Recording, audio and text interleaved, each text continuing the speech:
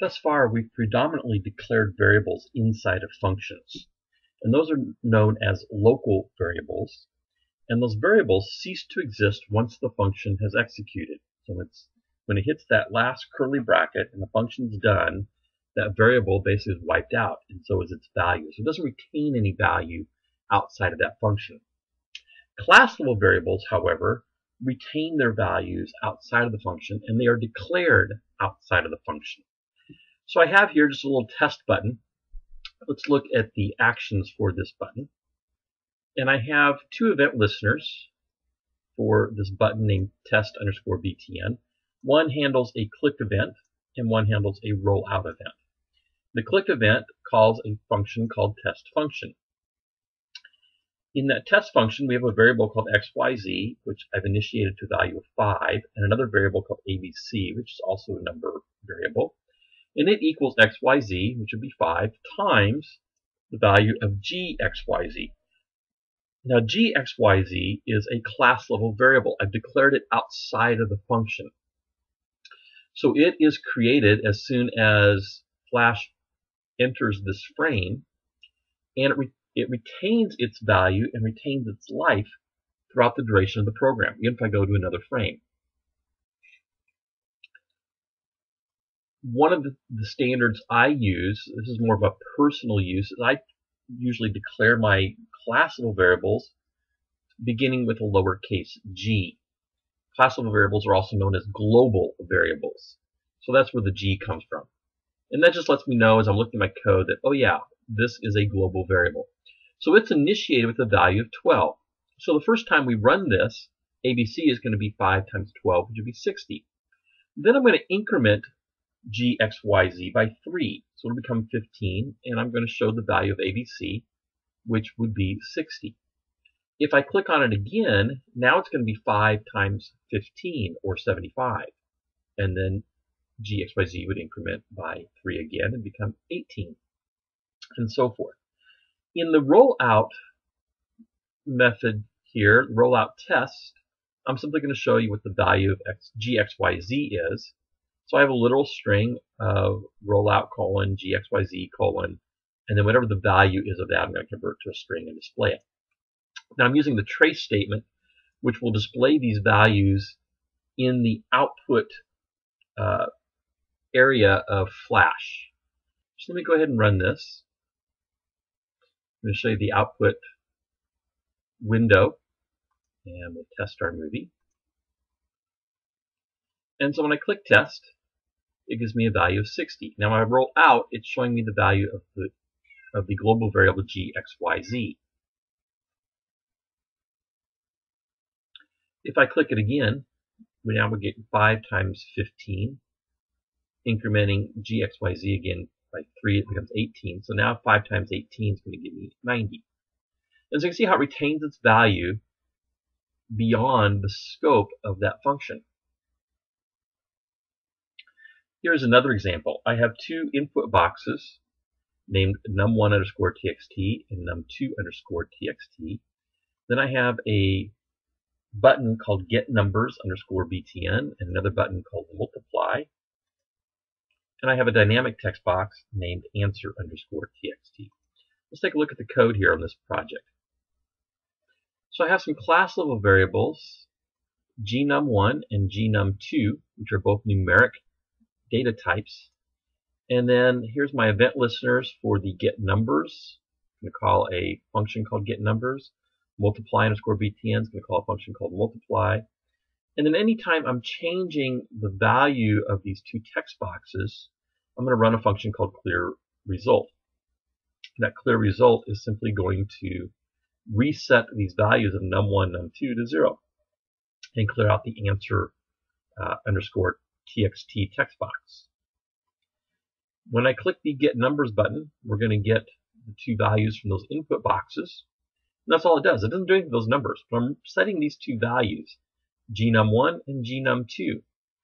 And those values are retained outside that function. So when I then click multiply, I'm simply going to have a variable called product that multiplies those two numbers and then displays it in the answer text box. Let me go ahead and run this.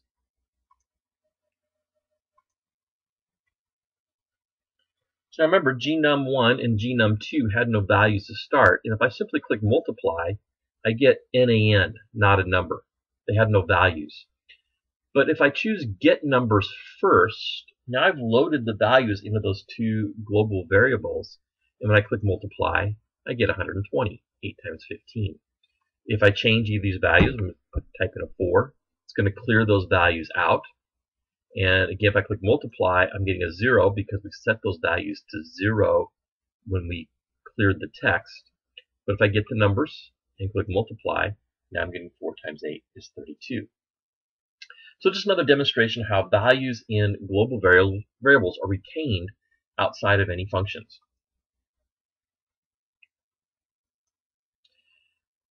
One of the advantages of using global variables is we can refer to those values within different movie clips.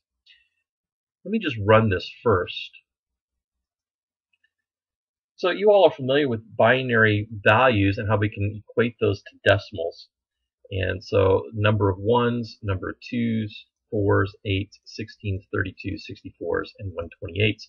And we can get a value between 0 and 255. And I can set these to any value I wish, and it's going to automatically calculate what the decimal equivalent is of this 8-bit binary number.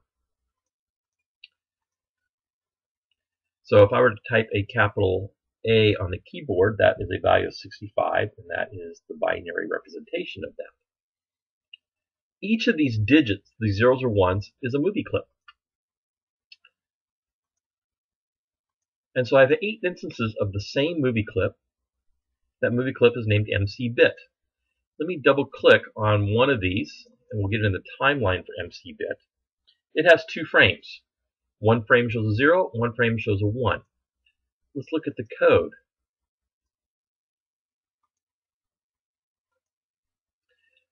So the first frame of that movie clip, MC bit, has a stop action, so stops on that first frame.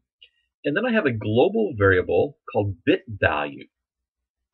It holds a number and it's initialized to 0. Then I have 2 functions, get 0 and get 1. Get 0 goes to and stops on frame 1 and sets the bit value to 0. And then I'm calling a function in the root movie clip, that's my scene 1, called update decimal. Anytime I change any of these bits, it's going to execute this function, and we'll look at that in a minute. What that function does is it simply gets the value of the 8 different bits and calculates the decimal equivalent. I have another function called get1. Get1 goes to frame 2, sets the bit value to 1, and calls that update decimal function again. Then I have event listener. And on this frame, the event listener is looking at a button called bit0_btn. And it is going to execute on a click event, and it calls go1. Let's look at the next frame. So frame 2 has a button called bit1, and it simply calls go0. It's going to go back to the 0 frame, or frame 1 rather, and set that bit to 0. So whichever frame these go to, it's setting this bit value to either 0 or 1. Now, let's go look at our scene. Now remember, there's 8 different bits there, and these are named binary 128_MC, binary 64_MC, binary 32_MC, and so forth. So we have 16, 8, 4, 2, and 1, which represent the different digit places of this binary number. So in my scene 1,